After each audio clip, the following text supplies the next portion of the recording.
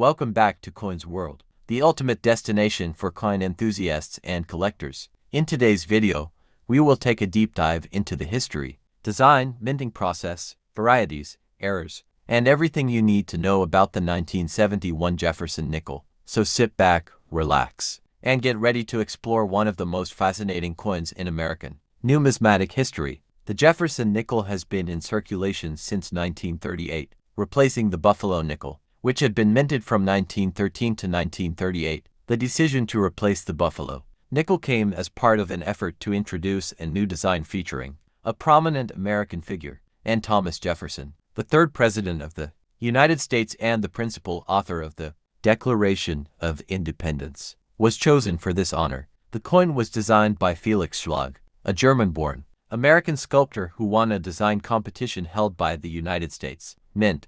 Schlag's design featured a left-facing portrait of Thomas Jefferson on the obverse, with the word Liberty and the date inscribed to the right, and the motto "In God We Trust" to the left. The reverse featured Jefferson's Monticello estate, with the words "E pluribus unum" at the top and Monticello, along with 5 cents and United States of America at the bottom. The 1971 Jefferson nickel continued this long-running design but was part of an important transitional period in the history of the series. The coin was minted at 3 different locations: Philadelphia No Mint Mark, Denver D Mint Mark, and San Francisco S Mint Mark. Unlike earlier years when San Francisco minted circulation strikes, by 1971, the San Francisco Mint was only producing proof coins, which were intended for collectors rather than general circulation. This means that any 1971S Jefferson nickel you come across is a proof coin, whereas the 1971 and 1971D nickels were struck for circulation.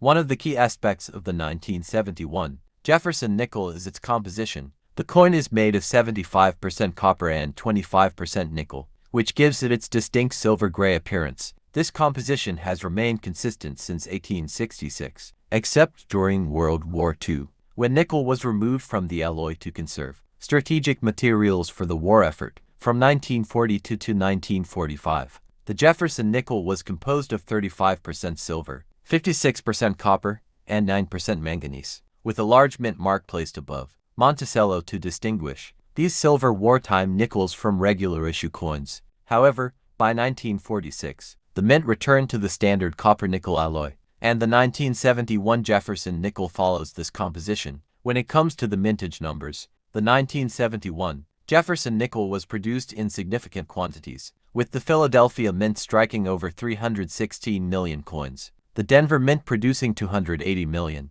and the San Francisco Mint creating around 3.2 million proof coins. Because of this high mintage, the 1971 Jefferson nickel is not considered particularly rare in circulated condition, but finding a well-preserved example in high grades can still be a challenge due to the coin's age and the tendency of nickels to develop wear and marks over time. Now let's talk about mint marks and their significance. Before 1965, mint marks were traditionally placed on the reverse of the Jefferson nickel, just to the right of Monticello. However, starting in 1968, the mint mark was moved to the obverse, just below the date. This change meant that the 1971 Jefferson nickel follows the modern placement of mint marks, making it easier for collectors to distinguish between Philadelphia, Denver, and San Francisco coins. One of the most exciting aspects of collecting Jefferson nickels is discovering varieties and errors, and the 1971 Jefferson nickel has several notable ones. One such variety is the 1971D double die obverse DDO,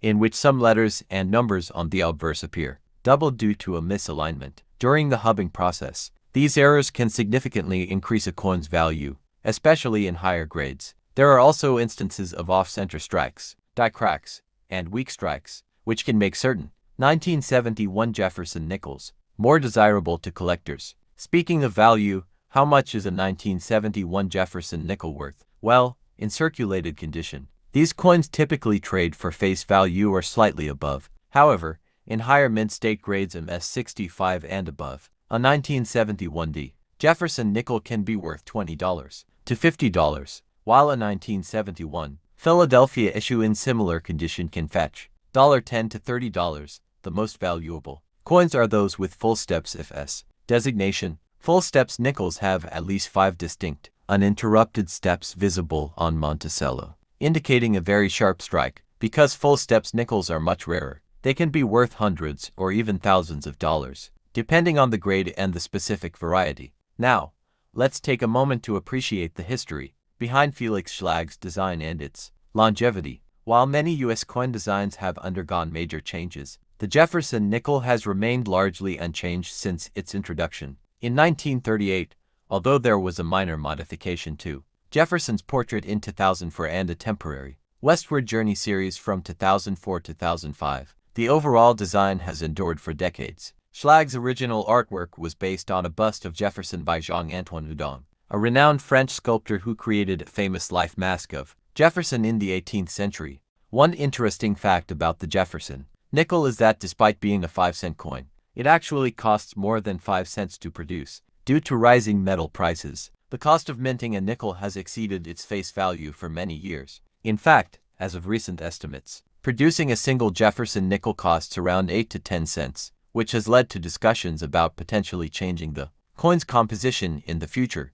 As we look back at the history of the 1971 Jefferson nickel, it's fascinating to see how a small 5-cent coin can hold so much history, from its design origins to its minting process and collectible varieties. Whether you're a casual collector or a serious numismatist, understanding the history behind these coins adds a whole new level of appreciation. If you happen to have a 1971 Jefferson nickel, take a close look. You might just have a valuable variety hiding in your collection. That wraps up today's deep dive into the 1971 Jefferson nickel. If you enjoyed this video and want to see more in-depth coin history and collecting tips, don't forget to like, subscribe, and hit that notification bell so you never miss an update from Coins World. Let me know in the comments below if you have any 1971 Jefferson nickels or if there's a specific coin you'd like me to cover next. Thanks for watching, and happy collecting.